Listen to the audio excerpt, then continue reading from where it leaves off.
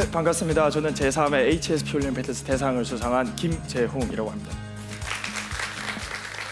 저는 초등학교 4학년 때부터 뇌교육을 시작했습니다. 그래서 지금 나이가 25살인데요. 연수로 따지면 14년 몇 개월 차인데 제가 반올림을 조회해서 15년 차라고 적어놨습니다. 네, 그래서 15년 동안 했고요. 중학교 2학년 때, 15살 때 제가 제3회 올림피아드에서 대상을 수상하게 되었었습니다. 그리고 고등학교 때 이제 미국으로 넘어가서 세인트 존스버리 아카데미라는 미국의 고등학교를 졸업하고 현재 UC 버클리 대학교에 다니다가 2년 전쯤에 나라의 부름을 받고 군대를 가서 작년에 전역을 하고 지금 이 자리에 올 수 있는 기회가 마련되었었습니다. 네, 제가 이제 말씀드리기 전에 뇌교육 15년 차라고 제가 적어놨는데요. 저는 뇌교육 말고 또 사교육을 단 한 번도 받아본 적이 없습니다. 수학학원을 다녀본 적도 없고요. 영어학원을 다녀본 적도 없고 심지어 이 앞에서 말하는 이런 웅변학원도 다녀본 적이 없습니다. 이 모든 걸 전 뇌교육을 통해서 얻었었고요. 그 얻는 가치에 대해서 지금부터 설명을 해드리도록 하겠습니다.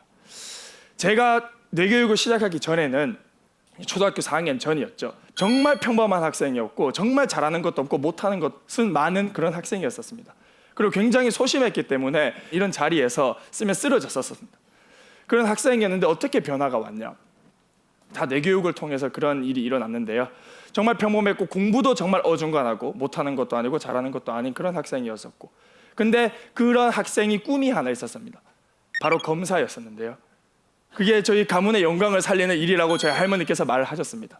그래서 초등학교 1학년 때부터 그 세뇌 교육의 결과로 나는 검사가 되어야겠다, 검사가 되어야겠다 라는 제가 가진 꿈이 아니라 저희 할머니께서 시키신 꿈을 제 가슴속에 품고 살아오던 찰나에 이 뇌교육을 만나게 되었었습니다.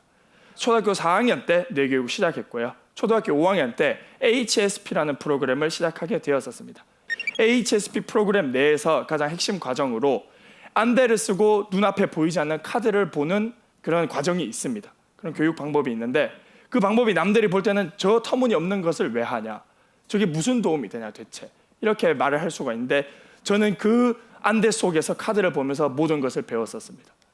딱 안대를 쓰면 이런 느낌입니다. 이 턱 밑까지, 이 가슴골까지 오는 그런 안대인데 숨이 막히고요. 숨을 쉬고 싶은데 굉장히 곤란해집니다. 그리고 맨날 잘 보이는 눈을 뜨고 다니다가 안대를 쓰게 되니까 눈을 감게 되고 너무 답답하고 앞에 무슨 일이 벌어져 있는지 모르는 상황이고 그런 자신의 한계를 일부러 만드는 겁니다. 안대 속에서. 그 자신의 한계를 스스로 만든 상황에서 눈앞에 카드를 보기 위해서 정말 고도의 집중 훈련을 합니다. 그러려면은 내가 호흡이 잘 안 되는 것도 극복을 해야 할 거고요. 내가 눈이 안 보이는 그 장애도 극복을 해야 할 거고요. 말도 안 되는 환경을 만들어서 그 환경을 스스로 극복하고 나아가는 그 단계를 만드는 것이 바로 HSP 내에 있는 카드북이라는 프로그램인데요. 근데 제가 사실 이 안대 속에서 봤던 것은 카드의 색깔도 도형의 모양도 알파벳도 아니고요. 제 가슴 속에 정말 묻혀져 있던 바로 꿈과 비전이었습니다.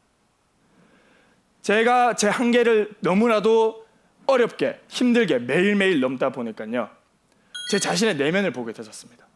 정말 힘든 장애물이 눈앞에 놓여있는데 그걸 또 극복하고 또 극복하다 보니까 제 깊은 내면까지 들어가게 되었습니다. 그 깊은 내면에서 외치는 그 소리가 뭐였었냐면은 정말 내가 열심히 성공해서 돈 많이 벌고 높은 지위를 가졌는데 그게 과연 내가 정말 행복할 수 있는 길일까? 그런 생각이 듭니다. 과연 내 주변 사람들이 정말 힘들고 어려워하는데 나만 행복하다면 그게 정말 내가 바라는 행복일까? 그런 생각이 들어서 점점 주위를 바라보게 됩니다. 주위를 바라보다가 그래 주변 사람도 이렇게 힘든데 또 우리나라도 이렇게 경제가 힘들고 많은 사람들이 힘들어하는데 내가 우리나라를 한번 바꿔볼 수 있는 그런 사람이 되어야겠다. 내 내면을 들여다보니 저는 정말 당당한 사람이었고 그 무엇도 이뤄낼 수 있는 그런 사람인 걸 깨닫고 내가 우리나라를 한번 바꿔보자. 나를 위해 사는 게 아니라 나와 우리 민족을 위해 한번 살아보자 라는 생각을 가지게 됩니다. 그리고 더 나아가서 과연 우리나라만 잘 산다면 지구 반대편의 아프가니스탄에 있는 하루에 한 끼도 못 먹어서 힘들어하는 친구들이 있는데 과연 우리나라만 잘 산다면 그것도 과연 내가 원하던 길이었을까? 라는 생각을 가지고 최종적으로 그래 내가 이 세상을 바꿀 수 있는 리더가 한번 되어보자. 내가 이 지구를 바꿀 수 있는 지구 경영자, 지구를 대표할 수 있는 국제적인 리더가 되어서 이 세상을 한번 바꿔보자 라는 꿈과 비전을 제 가슴속에 가지게 됩니다. 자신감도 굉장히 부족했었고 제 안에 무엇이 들어있는 어떤 잠재력이 들어있는지 단 1도 몰랐었습니다. 그래서 전 제 자신이 그냥 오리인 줄 알았었습니다.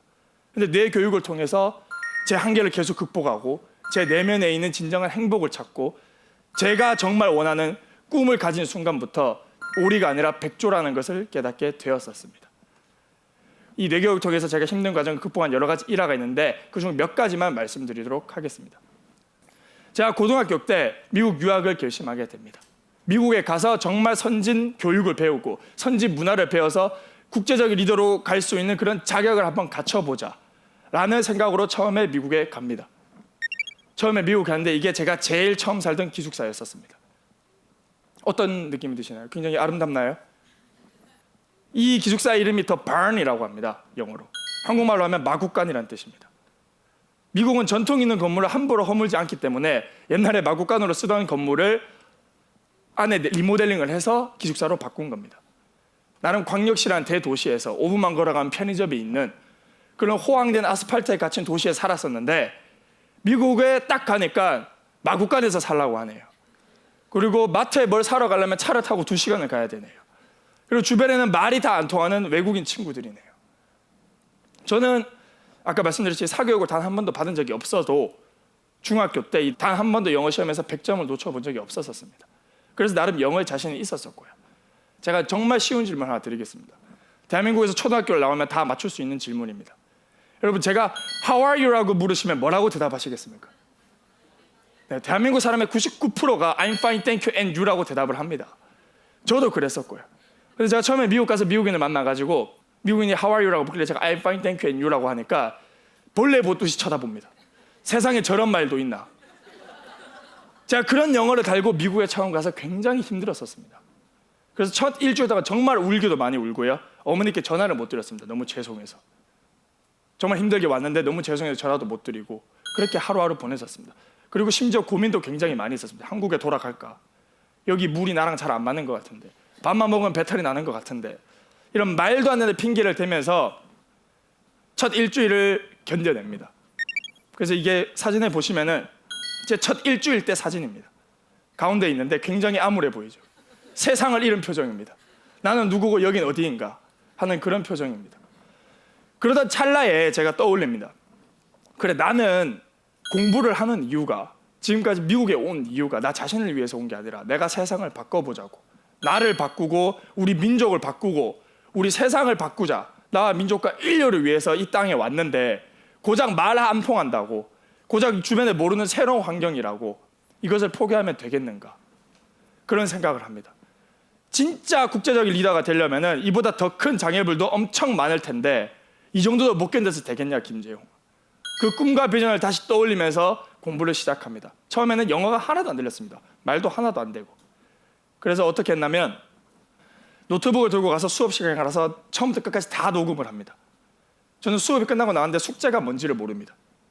그래서 그 노트북 녹음한 걸 집에 들고 가서 다시 처음부터 기숙사에 들고 가서 마곡간에 들고 가서 다시 처음부터 끝까지 다 됐습니다. 그래서 남들은 숙제하고 다 하고 노는데 한두 시간이면 다 끝이 납니다. 저는 수업했던 거 처음부터 끝까지 듣는다고 5시간이 걸렸었습니다. 그러고 이제 숙제를 시작해야 합니다. 하루가 너무나도 모자랐습니다. 근데 미국 학교는 공부하고 싶다는데 공부를 안 시켜줍니다. 밤 10시가 되면 자라고 합니다. 기숙사에 전기를 끊어버립니다. 또 룸메이트 자니까 옆에서 불 켜고 공부할 수도 없는 노릇이고. 그래서 대책을 떠올립니다. 이 더운 날 제가 살던 지역이 여름에는 위로 40도, 겨울에는 아래로 40도 내려가는 극한 지방이었습니다. 그래서 그 더운 날 이불을 덮어쓰고 후레쉬를 켜고 그 이불 속에서 새벽 3, 4시까지 매일매일 4년 동안 공부를 했습니다. 저는 연필을 드는 이유가 펜을 드는 이유가 저를 위해서가 아니라 나와 민족과 인류를 위해서 펜을 들었었습니다. 그렇기 때문에 그 펜이 너무나도 무거웠고 그 펜을 내려놓을 수가 없었습니다. 제가 만족할 때까지. 그렇게 새벽 3시까지 하루에 2-3시간 자면서 4년을 공부한 결과 저희 학교에서 최초로 아시아인 최초로 한국인 최초로 차석 졸업을 하게 됩니다. 차석 졸업을 하게 되고 또 아시아인 최초로 3,000명이 되는 관중들 앞에서 졸업 연설도 하는 영광을 가지게 되었었습니다. 저는 이게 동기부여의 차이라고 생각합니다. 그 동기부여의 차이가 저를 만들었고 그 동기부여를 저를 뇌교육에서 가져온 것입니다. 그런데 남들이 이런 얘기를 많이 합니다. 그래, 미국 가서 넌 공부만 했겠네. 실제로 한국 친구들이 미국에서 별명이 널드입니다. 한국말로 하면 공부벌레라는 뜻입니다. 그리고 저희 학교가 1000명이 사는 학교였었습니다. 200명이 기숙사생이 있고 800명이 출퇴근하는 미국인들이었습니다. 그런데 그 800명과 200명 사이에 인종차별이 너무 심한 겁니다.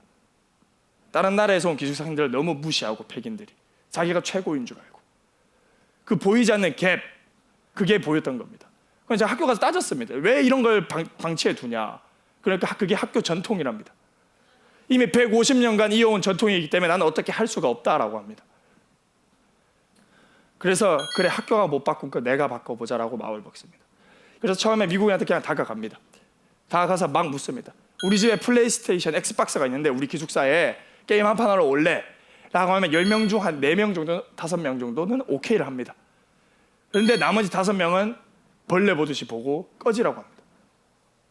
마늘 냄새 난다. 저리 가라. 난 너희들이랑 안 논다. 그렇게 퇴짜를 맞고 저는 다짐합니다. 네가 내한테 와서 같이 놀자고 하는 날을 내가 만들겠다고.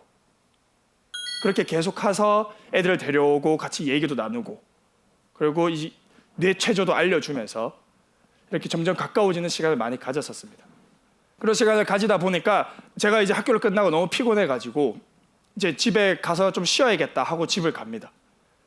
그 집을 가니까 베란다에서 미국인 친구 20명이 넘는 친구들이 저와 함께 놀자고 저를 기다리고 있는 겁니다.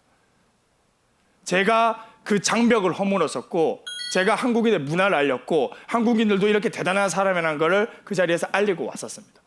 그리고 학교를 졸업할 때 학교에 있는 10개의 리더십 포지션 중에 8개를 제가 다 하고 왔습니다. 또 그 사이에 보이지 않는 인종차별을 없애려고 굉장히 노력도 많이 했었습니다. 그렇게 해서 이제 미국 UC 버클리에 입학을 했었고요. 이제 저희 학교는 제가 경제학과로 들어갔는데 이제 보면 위에 프린스턴, MIT, 하버드 이런 학교들과 같이 어깨를 나누고 있는 학교입니다. 저는 저 잘 되라고 미국 간 것이 아니었었습니다. 세상을 바꾸기 위해서 미국 간 것이기 때문에 아무리 힘들고 어려운 일이 닥쳐서 넘어지더라도 다시 일어나서 또 걸어가고 또 걸어가고 또 걸어갔습니다. 그게 바로 제가 얻은 꿈과 비전이었었고 그 꿈과 비전을 이루기 위해서 수백 번 수천 번 넘어져도 절대로 포기하지 않았었습니다. 저는 모든 이제 정치라든지 경제라든지 이런 시스템에 문제가 있는 것은 교육에서 시작이 된다고 생각을 합니다. 교육이 잘 돼야 올바른 영재들과 인재들이 나오고 그 올바른 인재들과 영재들이 나라를 경영하고 이 세상을 경영해야지 올바른 세상으로 바뀌는 거라고 생각을 합니다. 그래서 그 교육이 굉장히 중요하고요. 그 교육 시스템을 완전히 바꿔서 정말 미래에 알맞은 인재를 양성할 수 있는 대한민국의 교육부 장관이 되는 것이 저의 꿈입니다.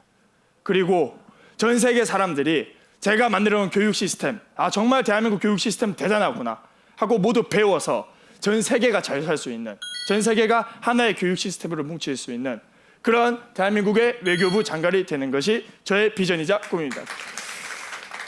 저는 이제 마지막 끝으로 뇌교육은 퍼즐이라고 생각을 합니다.